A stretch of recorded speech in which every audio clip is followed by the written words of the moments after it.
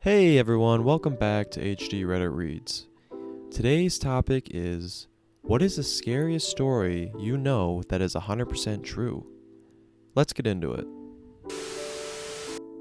I would call it creepy more than scary, but my mom's friend had a small house and lived alone. She noticed weird things, a batch of soup depleting faster than usual, missing eggs, damp towels in the hamper when she hadn't used any, extra dishes in the dishwasher, etc. This went on for months. She thought she was just being forgetful. One day, she heard some thumping around in her attic and went to investigate. She found some makeshift living quarters, small radio, hot plate, sleeping bag, pillow, food wrappers, etc. She called the cops who came to keep an eye on the place. They ended up catching a homeless man climbing a tree trying to sneak into the attic window. He had been doing this almost daily. He would wait for her to go to work, then go downstairs and help himself to food and amenities. The funny part about the story is that they got to know each other throughout the ordeal. And the guy was actually very respectful, just down on his luck. She didn't press charges, instead let him move in, helped him get a job, and he lived in the attic until he got back on his feet. Creepy shit, but a happy ending. My mom was driving, and a guy ran out into the road. She stopped so she didn't hit him. It was nighttime, so it was pretty dark out, and 3 other men emerged from the forest around, all trying to use the door handles to get into her car. She locked them luckily, and gassed it to the nearest town. Remember to always lock your car after you start it, because if it was unlocked, who knows what would have happened to her. My best friend's boss bought an Audi A4 convertible, back when they were new and interesting. One of the talking points was the pop-up roll hoops that were hidden unless you rolled it. After a few months after buying it, he got to test those roll hoops out, as he lost control and skidded down a steep bank about 10 meters deep. The roll hoops did their job, and he survived with just cuts and scratches from the bushes he'd plowed through. The car ended up being the right way up, and he got out, walked back up the bank to the side of the road, then got on the phone with the police to report the accident. While he was standing there, a driver from a car that had seen the accident came over to speak to him. Approaching from behind, the other driver asked if he was okay. My friend's boss turned around to reply and dropped dead. His neck had been fractured, but was in one piece up until he turned his head, then it severed his spinal cord. Various torture murderers are probably the most horrific things I've read about. Junko Furuta, who was a perfectly normal girl until she was kidnapped off a street by a gang for no reason. Purely wrong place, wrong time, according to Japanese sources, and unimaginably raped and tortured to death for 44 days.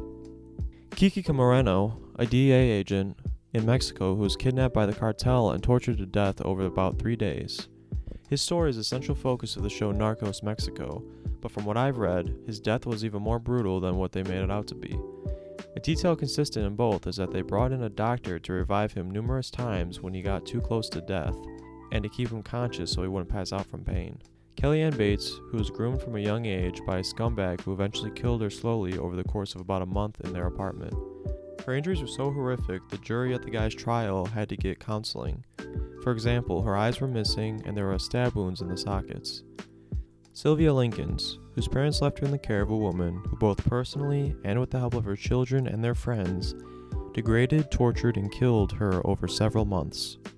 The Hello Kitty murder in China, where a man and his 13-year-old girlfriend kidnapped a prostitute who was supposedly stolen from him, even though the sources say that she paid him back with interest, tortured her to death, and then stuffed her corpse into a Hello Kitty toy. Baby Brianna, a newborn whose mother, father, and uncle tortured and raped her from the second they brought her home from the hospital until the second she died. Baby P, a British toddler whose mother let her boyfriend torture him to death. His back was broken in his last days of life. Honestly, there are just so many horrific on par with each other. You could list them all day.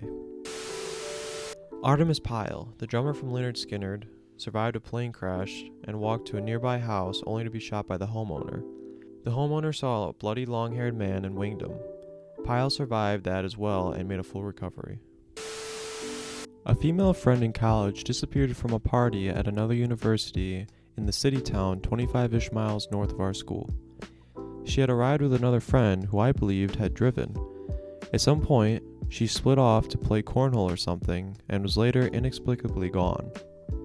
Phone calls went to voicemail, police were called, but she was simply missing. About 10 days later, she was found by a homeless man who witnessed her crawling up to a bus stop in the city, begging for help. She had a broken leg and an arm and was in very bad shape. At the quite large party, she had her drink secretly drugged and was then led off by a group of men into their vehicle. She was taken to an apartment where she was drugged, repeatedly raped, and locked in a small room in between with a bucket to use as a bathroom. One point, after being injected with heroin and raped, she somehow managed to convince one of the captors to allow her to use an actual bathroom to clean herself up. This bathroom had a small window to the outside, and with the shower running, she managed to squeeze out and fell from a third story into a large hedge/bush. From there, she crawled from the apartment complex to the road and bus stop, where the homeless man saw her and called the police.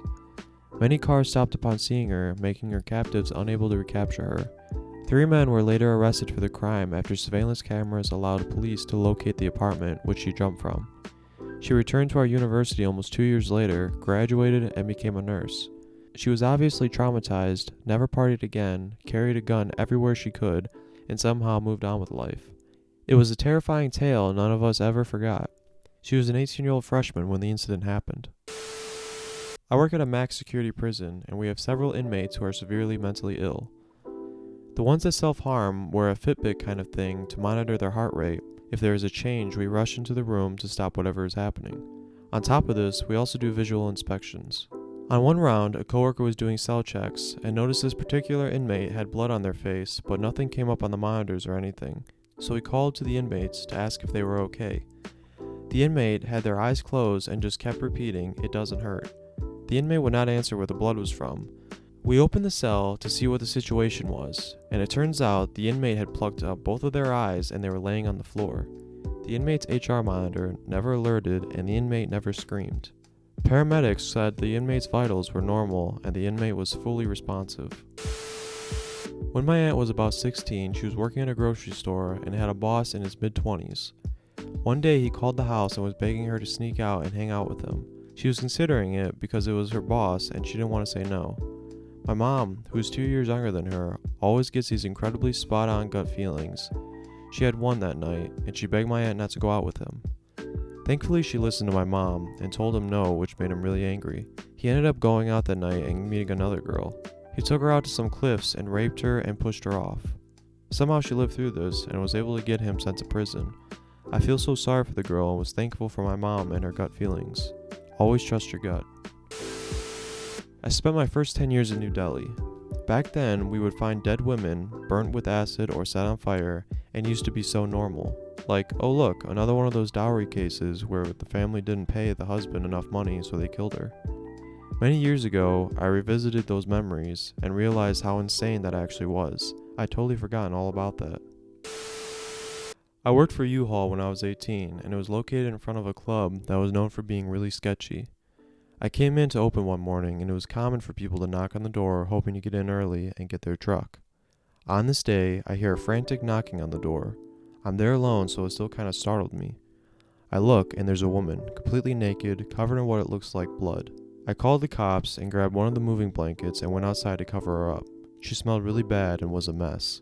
Ended up being her blood and her own shit she was covered in.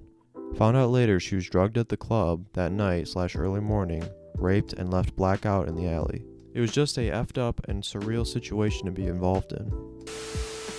I was in a crappy motel, the room had bed bugs, and I was too exhausted to go to the front desk. I just needed to make it until morning. I slept in the tub.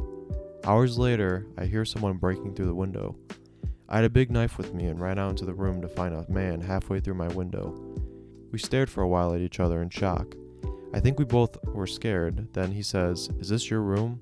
I'm like, "Yes, this is my room, man." More staring, then he slowly starts backing out while cursing me for leaving my window unlocked and not expecting him to break in. A man I worked with was riding his dirt bike through the woods and somebody hung a cable between 2 trees.